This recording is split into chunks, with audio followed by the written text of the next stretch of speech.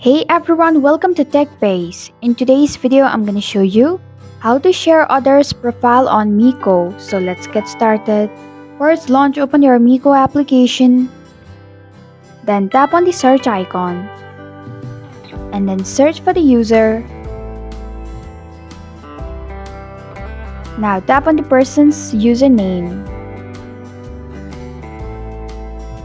To share others' profile on Mico, tap on the share icon which is right next to three vertical dots.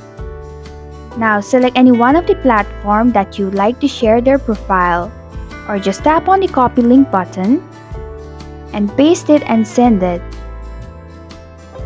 And this is how you can share others' profile on Mico. Thanks for watching TechBase. If you like this video, hit the like button and drop a comment with any questions or feedback. If you are new, subscribe and click the bell icon to stay updated on future videos.